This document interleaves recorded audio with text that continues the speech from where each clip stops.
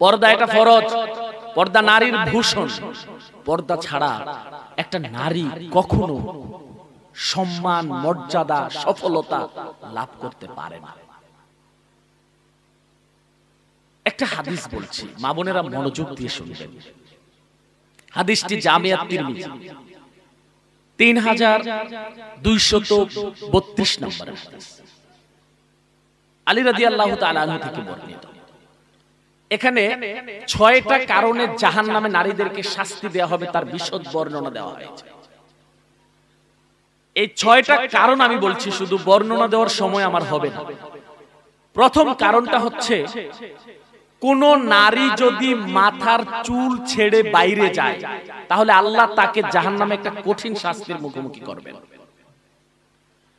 মা বোনদের চুল এটা পর্যন্ত ঢেকে রাখতে হবে, একটা চুলও কেউ দেখবে না। আজকাল মা বোনেরা পর্দার বালাই মানছে না, পর্দার আশেপাশেও নেই। আপনি তো বিপদে পড়বেন বোন, আমি আপনার শত্রু নই, আমি আপনার ক্ষতি করতে আসিনি, আমি আপনার উপকার করতে চাই। আপনার সৌন্দর্যটা আপনার, এটা ভোগ করার অধিকার শুধু আপনার স্বামীর। আপনি শিয়াল কুকুরকে কেন আপনার সৌন্দর্য দেখাবেন? আপনার স্বামী আপনাকে পোশাক কিনে দিচ্ছে আর আপনি পোশাক পরে রূপ দেখাচ্ছেন পরপুরুষকে। আপনি তো বোকানন, শুধু আপনি তো ডাকাতের চেয়ে নিকৃষ্ট। ইব্রাহিমের ঘরে ডাকাত ঢুকেও নিমক হারামি করে নাই, আপনি তো স্বামীর ঘরে থেকে নিমক হারামি করছেন। বুঝেননি? ফেরেশতারা ইব্রাহিমের ঘরে এসে খায়নি বলে ইব্রাহিম ভেবেছিল যে তারা মনে হয় আমার ক্ষতি করবে, কারণ তারা আমার ঘরে খাচ্ছে না কেন। আর আপনি স্বামীর খেয়ে স্বামীর পরে স্বামীর ক্ষতি করছেন। একটা নারীর কারণে 4টা পুরুষ জাহান্নামে যায়। কঠিন কথা। হে বোন, তুমি যদি খারাপ হয়ে যাও, শুধু তুমি জাহান্নামে যাবে না, তুমি যে খারাপ হয়েছো এই অপরাধে তোমার বাবা জাহান্নামে যাবে, এই অপরাধে তোমার ভাই জাহান্নামে যাবে, এই অপরাধে তোমার স্বামী জাহান্নামে যাবে, এই একই অপরাধে তোমার ছেলে জাহান্নামে যাবে। তুমি একটা নারী 4টা পুরুষকে ধ্বংস করে দিয়েছো।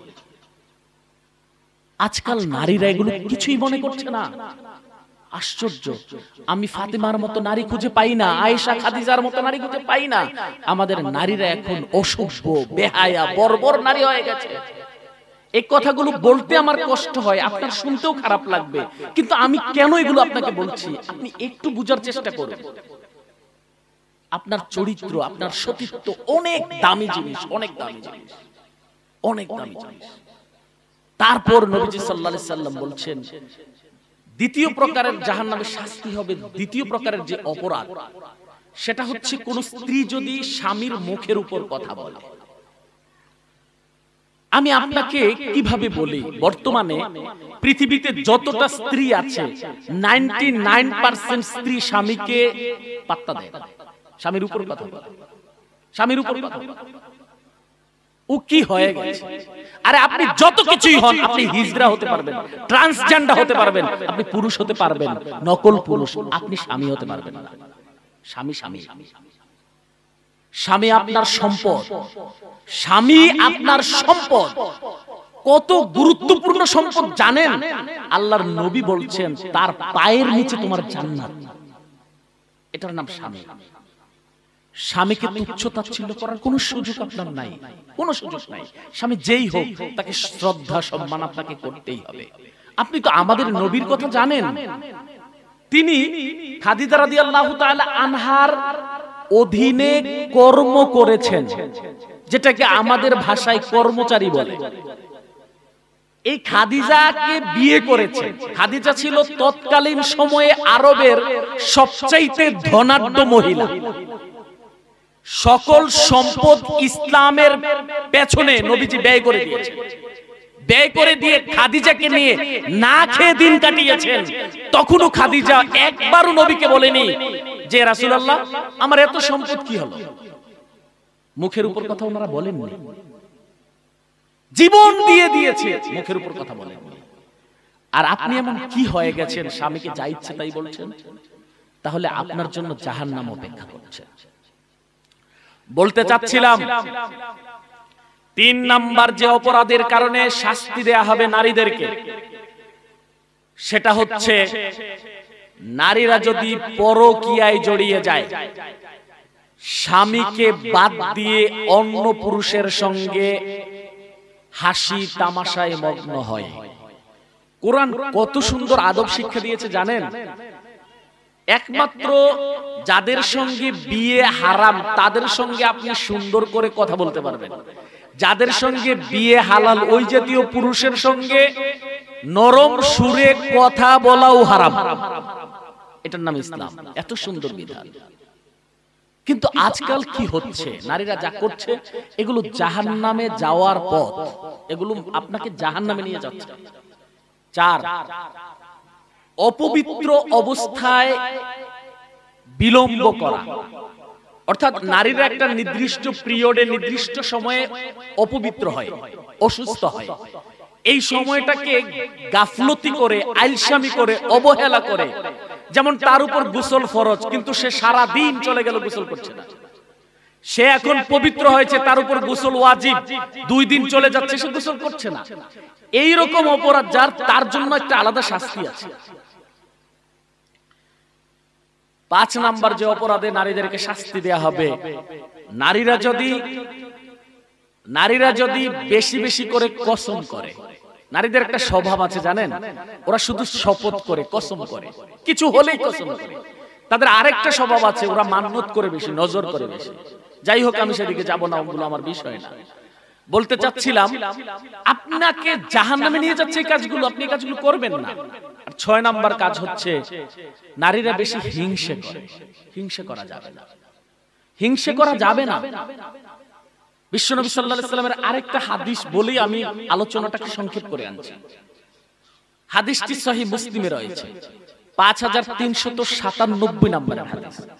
عن أبي هريرة رضي الله تعالى عنه قال قال رسول الله صلى الله عليه وسلم আবু হুরায়রা থেকে বর্ণিত, তিনি বলেন রাসূল সাল্লাল্লাহু আলাইহি ওয়াসাল্লাম বলেছেন, সিনফানে মিন আহলিন নার লাম আরাহুমা, 2 শ্রেণীর মানুষ আছে, ওরা জাহান্নামে যাবে। আল্লাহর নবী বলছেন আমি তাদেরকে দেখিনি। অর্থাৎ নবীজির আমলে ওদের উৎপত্তি হয়নি, নবীজির আমলে এই রকম অপরাধ নারীরা করেনি। কি অপরাধ? কঠিন কথা। নবীজি বলছেন 2 শ্রেণীর মানুষ জাহান্নামে যাবে। এই 2 শ্রেণীর মানুষ, 1 শ্রেণীর পুরুষ, 1 শ্রেণীর নারী। এই 2 শ্রেণীর মানুষের 2টা নির্দিষ্ট অপরাধ আছে। এই অপরাধের কারণে ওরা জাহান্নামে যাবে। নবীজি বলছেন আমার জামানায়, আমার আমলে এদেরকে আমি দেখিনি। 1 শ্রেণীর হচ্ছে পুরুষ। আগে পুরুষদের কথাই আল্লাহর নবী বলছেন। আল্লাহর নবী বলছেন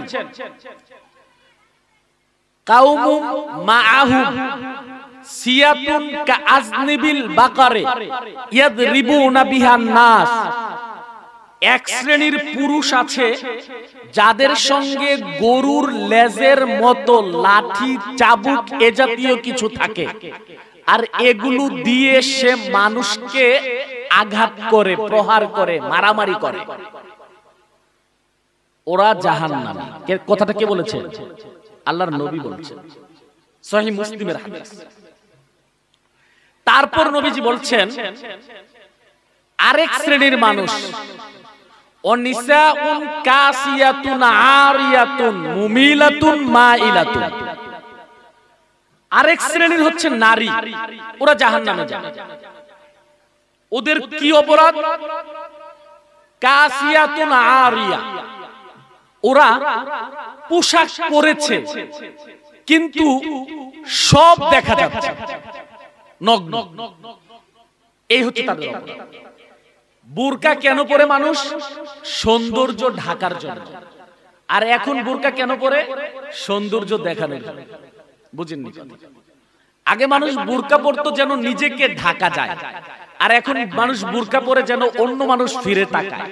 এজন্য কি সুন্দর বোরকা, একদম আরাবিয়ান স্টাইল, এরকম বোরকা এখন।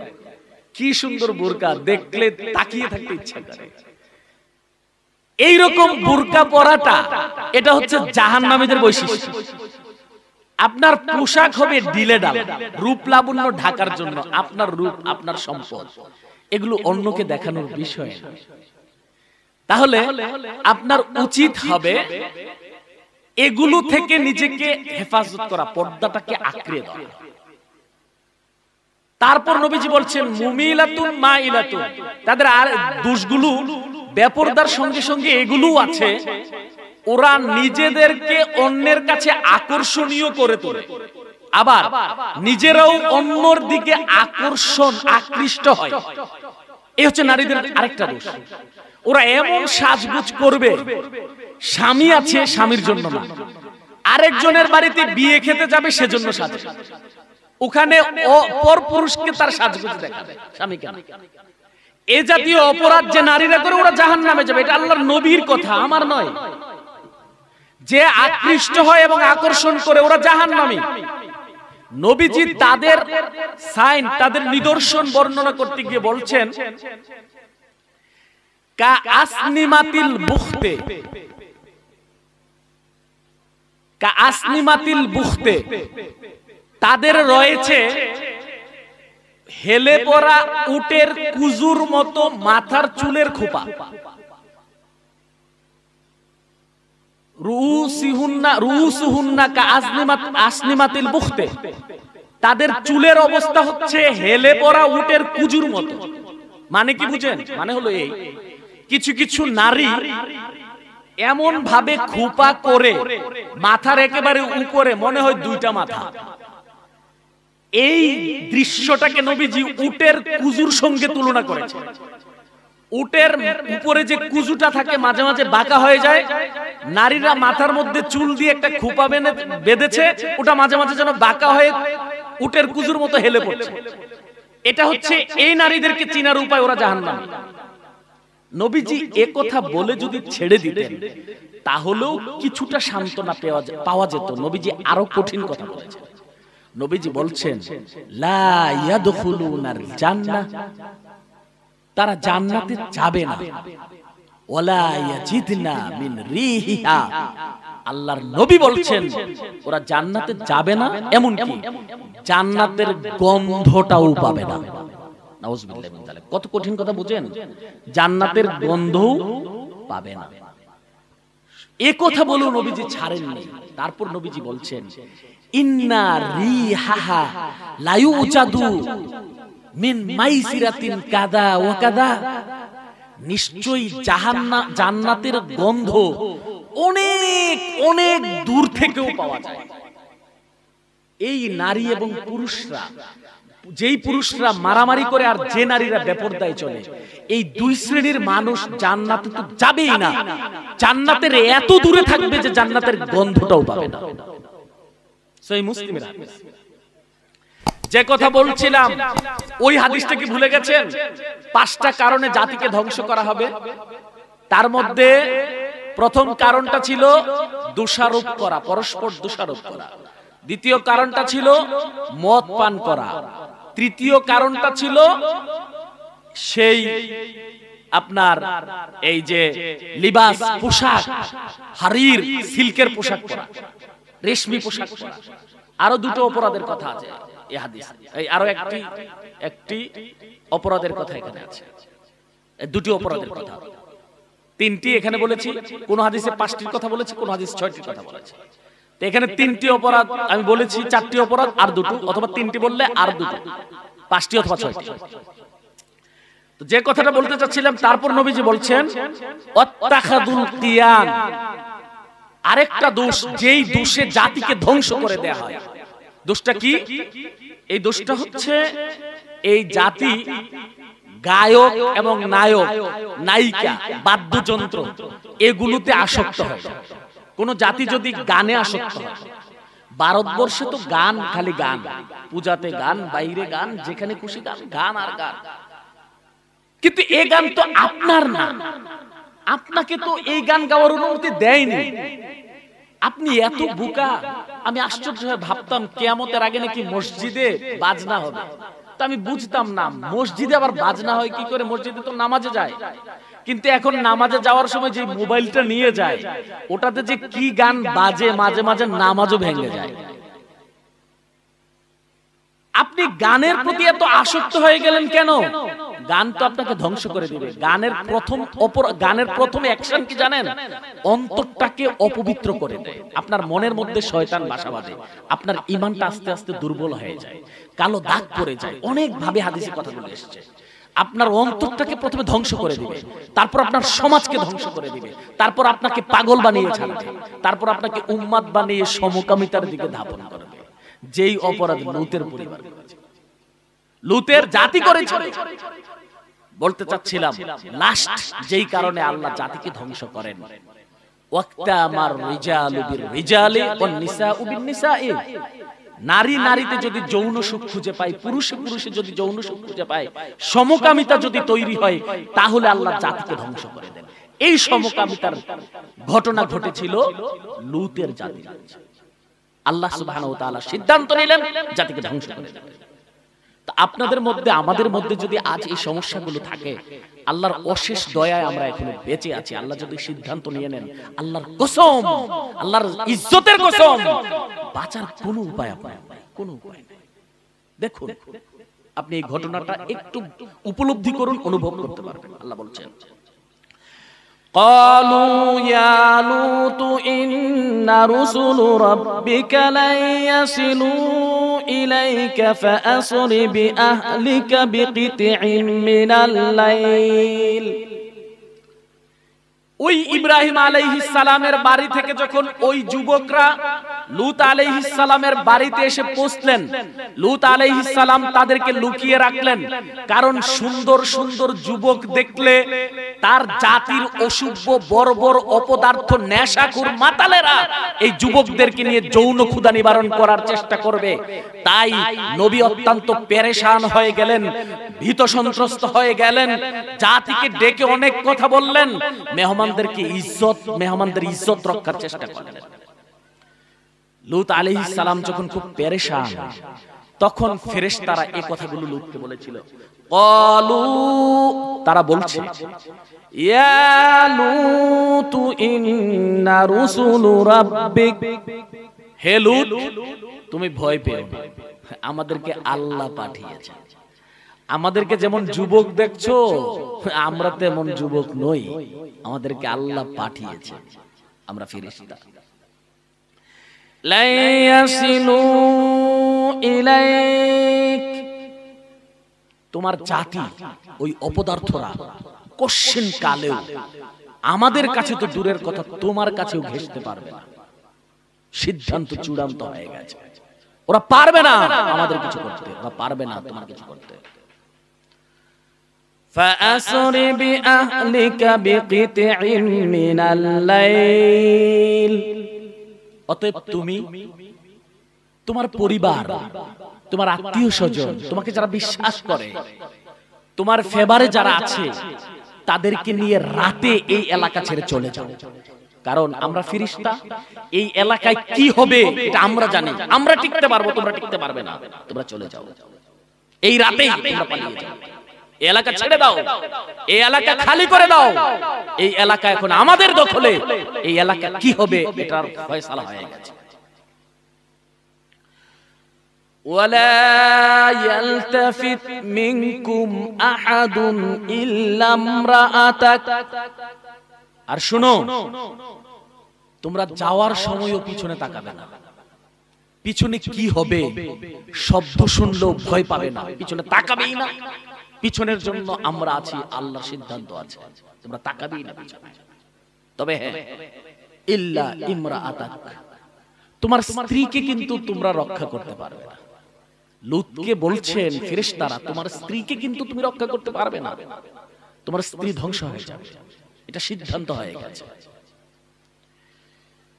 ইন্নাহু মুসিবুহা মা আসাবাহুম, নিশ্চয়ই যেই বিপদ আসবে জাতির উপর, সেই বিপদ তোমার স্ত্রীর উপরও আসবে।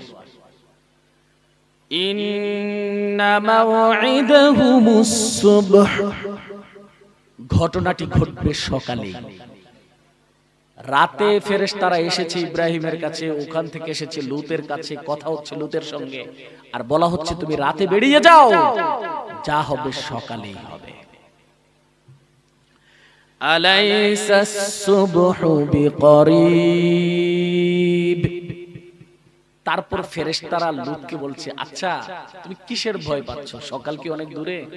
সকাল খুব কাছে। সকাল কি কাছে না? সকাল তো খুব কাছে, সকালেই তো সব রফা দফা হয়ে যাবে। এই আয়াতের তাফসীরে এসেছে একটা ফেরেশতা মানুষগুলো থেকে, মানে যে ফেরেশতারা মানুষের রূপ ধরে এসেছেন তাদের মধ্যে একজন ফেরেশতার রূপ ধারণ করল। তার একটি পাখা দিয়ে একটা ঝাপটা দিল, একটু হাওয়া দিল, ঝাপটা দিল। একটা ফেরেশতার একটা পাখার ঝাপটায় যত সমকামী মুশরিক পাগল ছিল সবগুলো তাৎক্ষণিক অন্ধ হয়ে গেল। লূত তার জাতিকে নিয়ে চলে গেলেন, রাতেই এলাকা ছেড়ে দিলেন।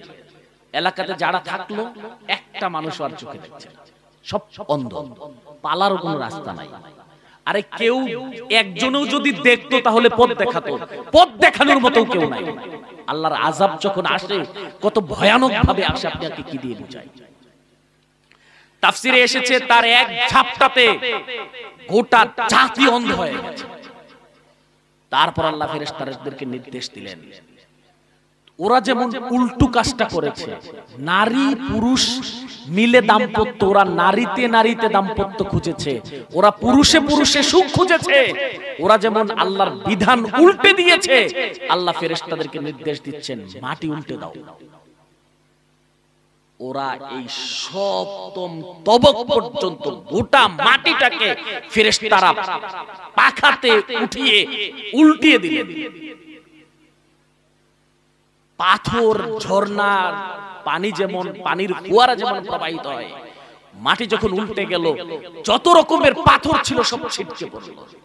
সঙ্গে যুগ হলো অগ্নিস্ফুলিঙ্গ। এই কঠিন পরিস্থিতির মুখোমুখিতে বিকট শব্দ হলো। শব্দ শুনে লূতের স্ত্রী পিছনে ফিরে তাকাতেই সেও ধ্বংস হয়ে গেল। তারপর এই জায়গাটাকে আল্লাহ সুবহানাহু ওয়া তাআলা কিয়ামত পর্যন্ত নিদর্শন হিসাবে রেখে দিলেন। আপনি এখনো দেখবেন এই জায়গাটার নাম বাহরে লূত। এটা জর্ডানে রয়েছে।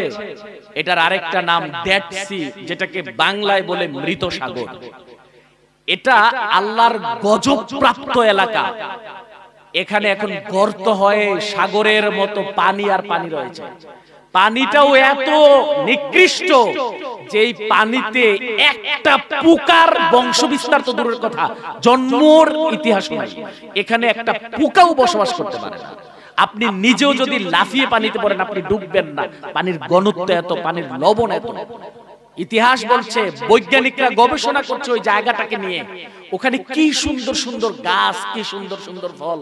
কিন্তু আশ্চর্য কি জানেন, ওই গাছটা কাটলে ভিতর থেকে পুরা মাটি বের হয়, ফলটা ছিললে ভিতর থেকে পুরা মাটি বের হয়, দুর্গন্ধযুক্ত মাটি।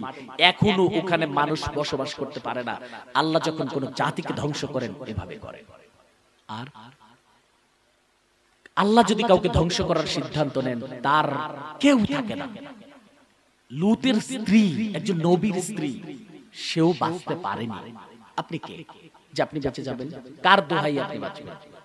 আপনার বাবা, আপনার মা, আপনার আত্মীয় স্বজন, আপনার বন্ধু বান্ধব, আপনার পাড়া প্রতিবেশী, আপনার ইমাম, আপনার মানে পীর, আপনি যাকেই মুর্শিদ মানছেন, যাকে যা মানছেন, ও কি কাজে লাগবে? কি কাজে লাগে? আল্লাহর নবী হয়েও তার স্ত্রীর কোন কাজে লাগেনি। নূহের নবী, নূহ নবী শুধু নবী না, দ্বিতীয় আদম। পৃথিবীতে মানব জাতির দ্বিতীয়বার বংশ বিস্তার হয়েছে নূহের মাধ্যমে। এই নূহ তার স্ত্রীর কোন উপকারে লাগেনি, তার স্ত্রীও জাহান্নামী। আল্লাহ দুজন স্ত্রীর ক্ষেত্রে কোরআনে সূরা তাহরিমের মধ্যে বলছেন, আল্লাহ সূরা তাহরিমের মধ্যে এলান করে দিয়েছেন যে তাদেরকে বলা হবে হাসরের মাঠে, জাহান্নামীদের সঙ্গে তোমরা জাহান্নামে প্রবেশ করো। আজ মা বোনদেরকে বলছি, আপনি কিসের আশায় আছেন? কোন নেশায় আছেন? আপনি কেন ধ্বংসের দিকে যাচ্ছেন? আপনি কেন সুখী দাম্পত্য জীবনে আসতে পারছেন না? আপনি কেন ইসলামের অনুশাসন মানতে পারছেন না? আপনি কেন পর্দা মেনে চলতে পারছেন না? আপনি হন পৃথিবীর শ্রেষ্ঠ নারী, এটা আমি চাই। একজন মানুষ, একজন নারী যদি পৃথিবীতে শ্রেষ্ঠ নারীর গুণে গুণান্বিত হতে পারে, আজকে না হোক 1000 বছর পরে হলে এ জাতি সংশোধন হয়ে যাবে। নেপোলিয়ান খুব সুন্দর করে বলেছিল, give me a good mother, I will give you a good nation. তুমি আমাকে একটা ভালো মা দাও, আমি তোমাকে একটা ভালো জাতি দেব। তুমি আমাকে একটা শিক্ষিত মা দাও, আমি তোমাকে একটা শিক্ষিত জাতি দেব। আমি আজকে আপনাকে বলছি, আপনি একা ভালো হয়ে যান, গোটা পৃথিবী ভালো হয়ে যাবে। আল্লাহর নবী বলছেন, আদ-দুনিয়া কুল্লুহা মাতা, খায়রুল মাতা ইদ-দুনিয়া আল মারআতু সালিহা। এই দুনিয়ার সব কিছু মানুষের উপকারের জন্য, কিন্তু সব কিছু মানুষের যে উপকার করবে তার চেয়ে বেশি উপকার করবে একজন নারী। আপনাকে আমি কি দিয়ে বুঝাই? মা বোনেরা একটু মনোযোগ দিয়ে কথা শুনুন, চুপ থাকুন। আপনাকে আমি কি দিয়ে বুঝাই? আপনার কণ্ঠ শোনা এমনিতেই হারাম, একটু চুপ থাকুন। আপনি একজন নারী, আপনার মর্যাদা কত আপনি জানেন? আদম আলাইহিস সালামকে আল্লাহ সৃষ্টি করে কোথায় রেখেছিলেন? আপনারা জানেন না? কোথায় রেখেছিলেন? জান্নাতে। আদম কোথায় ছিল? জান্নাতে। জান্নাত হচ্ছে পরলৌকিক জীবনেও চিরস্থায়ী শান্তির ঠিকানা। আদম সেখানে থেকেও কি যেন শান্তির ঘাটতি মনে করলো। আল্লাহ তখন হাওয়াকে সৃষ্টি করল, পরিপূর্ণ সুখ খুঁজে পেল। নারী হচ্ছে এমন, জান্নাতেও নারী ছাড়া যেন সুখ পাওয়া যায়, এর নাম নারী। আপনি নারী মানে মহান স্রষ্টার এক বিশেষ নিয়ামত। মহাবিশ্বের সবকিছুর চেয়ে দাম বেশি আপনার। গোটা পৃথিবী আমাকে সুখ দিতে পারবে না, আমার স্ত্রী আমাকে যে সুখ দিবে। এটা হচ্ছে একটা স্ত্রীর বৈশিষ্ট্য। আপনি কেন শ্রেষ্ঠ নারী হচ্ছেন না? আরেকটা হাদিস শুনিয়ে আমি আলোচনা শেষ করে দেব। বিশ্বনবী সাল্লাল্লাহু আলাইহি ওয়াসাল্লামকে একদিন জিজ্ঞেস করা হলো, এই হাদিসটি রয়েছে সুনানে নাসাইতে। সুনানে নাসাইর 3231 নম্বরের হাদিস। জিজ্ঞেস করা হলো নবীজিকে, আইয়ুন নিসাই খায়র, হে আল্লাহর রাসূল, কোন নারী শ্রেষ্ঠ নারী? আমরা কিভাবে বুঝবো নারীটা ভালো? এই নারীটা মহৎ নারী, শ্রেষ্ঠ নারী, এটা শিখবো কি করে, জানবো কি করে? আল্লাহর নবী বললেন, আল্লাতী তাসুররুহু ইযা নাযারা। ওই নারী হচ্ছে পৃথিবীর শ্রেষ্ঠ নারী, যার দিকে তাকালে তার স্বামী সুখ খুঁজে পায়, আনন্দ পায়। ও হচ্ছে শ্রেষ্ঠ নারী। আপনি ভালো না মন্দ এটা বুঝবেন আপনার স্বামী ঘরে গিয়ে কি আচরণটা করছে এটার উপর। আপনার স্বামী আপনাকে দেখার পর যদি খুশি হয়, তাহলে বুঝবেন আপনি পৃথিবীর শ্রেষ্ঠ নারী। আর আপনাকে দেখার পর আপনার স্বামীর যদি মেজাজ খারাপ হয়ে যায়, তাহলে বুঝবেন আপনি মালাউন, অভিশপ্ত জাহান্নামের কীট। আপনার চরিত্র, আপনার আদর্শ হবে এমন, আপনাকে একবার দেখলেই আপনার স্বামীর মন ভরে যাবে, স্বামী খুশি হয়ে যায়। আল্লাতী তাসুররুহু ইযা নাযারা। তারপর নবীজি বলছেন, অতুতিউহু ইযা আমারা। ওই নারী শ্রেষ্ঠ নারী, যেই নারীকে স্বামী আদেশ করার সঙ্গে সঙ্গে নারীটা স্বামীর আদেশ মেনে চলে। স্বামী যা বলল তাই, এর উপর আমার কোনো কথা নাই। এটা ভালো না মন্দ ওটা চিন্তা করার সময় আমার নাই। যদি আমি সুস্পষ্ট অপরাধ খুঁজে না পাই, তাহলে ওটা আমাকে মেনে নিতে হবে। কারণ আপনি যা বুঝেন, আপনার চেয়ে অনেক ভালো বুঝেই স্বামী আপনাকে নির্দেশ দেয়। আপনার কাছে মনে হচ্ছে বিষয়টা এইরকম না, কিন্তু আসলে স্বামী যে সিদ্ধান্তটা নিয়েছে, ও পরিপক্ক চিন্তা চেতনা নিয়ে এই সিদ্ধান্তটা নিয়েছে। আসলে স্বামীর সিদ্ধান্তটাই রাইট, আপনারটাই ভুল। এজন্য যদি স্পষ্ট অপরাধ খুঁজে না পান, তাহলে স্বামীর সিদ্ধান্তই চূড়ান্ত, এটা মেনে নেওয়াটা হচ্ছে শ্রেষ্ঠ নারীর বৈশিষ্ট্য। তারপর 3 নম্বর গুণ আল্লাহর নবী বলছেন, ওয়ালা তুখালিফুহু ফি নাফসিহা ওয়া মালিহা বিমা ইয়াকরাহু। যদি স্বামীটার কোন সম্পদ এবং স্ত্রীর সতীত্ব, এই দুটোর হেফাজত একটা নারী সুন্দরভাবে করে, স্বামী যা অপছন্দ করে তা না করে, তাহলে এই নারীটা হচ্ছে পৃথিবীর সর্বশ্রেষ্ঠ নারী। মা বোনদেরকে বলছি, আপনি নূহের স্ত্রী নাজাত পায়নি, লুতের স্ত্রী নাজাত পায়নি, আপনি নাজাত পাবেন না। আপনার নাজাত পেতে হলে কোরআন সুন্নাহর আদর্শকে ধারণ করতে হবে, হেদায়েতের উপর চলতে হবে। বিশ্বনবী সাল্লাল্লাহু আলাইহি সাল্লাম যে দিক নির্দেশনা দিয়েছেন সেগুলো আপনাকে মেনে চলতে হবে, তাহলেই আপনি নাজাত পাবেন। সর্বশেষ আপনাকে একটা সুসংবাদ দিয়ে শেষ করছি। বিশ্বনবী সাল্লাল্লাহু আলাইহি সাল্লাম নারী জাতিকে খুব সহজে জান্নাতে যাওয়ার একটা সুসংবাদ দিয়েছেন। হাদিসটি মিশকাতুল মাসাবিতে রয়েছে। আবু নুয়াইম তার হিলায়া গ্রন্থে বর্ণনা করেছেন। আনাস ইবনে মালিক রাদিয়াল্লাহু তাআলা আনহু থেকে বর্ণিত, তিনি বলেন, একটা নারী যখন 5 ওয়াক্ত সালাত আদায় করে, ইজা সাল্লাত খামসাহা, 5 ওয়াক্ত ফরজ নামাজ আদায় করে, নফল সুন্নতের কথা বলেননি, ফরজটাই ধরেন, নফল সুন্নত তো আছেই, সেটা অতিরিক্ত, কিন্তু ফরজটা যদি আপনার ঠিক থাকে, ওয়াসামাত শাহরাহা, নফল রোজা তো আছে, শাওয়ালের রোজা আছে, আইয়ামে বীজের রোজা আছে, সোমবার বৃহস্পতিবারের রোজা আছে, ওগুলো না করলেন। ফরজ রোজা যদি ঠিক থাকে, আপনার যেগুলো ভাঙতি হয়েছে সেগুলো কাজা আদায় করে নেবেন, একটা ফরজ রোজা আপনার ছুটবে না, এটা যদি আপনার চরিত্রে থাকে।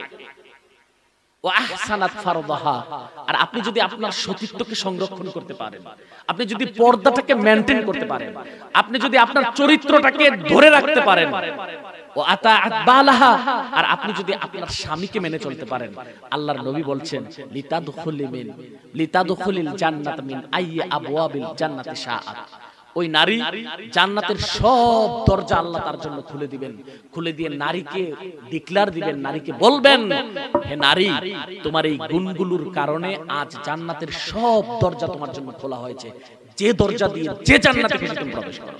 সুবহানাল্লাহি ওয়া বিহামদিহি। আমরা আল্লাহ সুবহানাহু ওয়া তাআলার কালাম থেকে কেন দূরে সরে যাচ্ছি, রাসূল সাল্লাল্লাহু আলাইহি সাল্লামের এই অমীয় বাণীগুলো থেকে কেন গাফিল হয়ে আছি? আমাদের এখনো যদি সময় বা সুবুদ্ধি উদয় না হয়, এই সময়েও যদি আমরা গাফিল হয়ে থাকি, তাহলে তো আমাদের জন্য ধ্বংস অনিবার্য।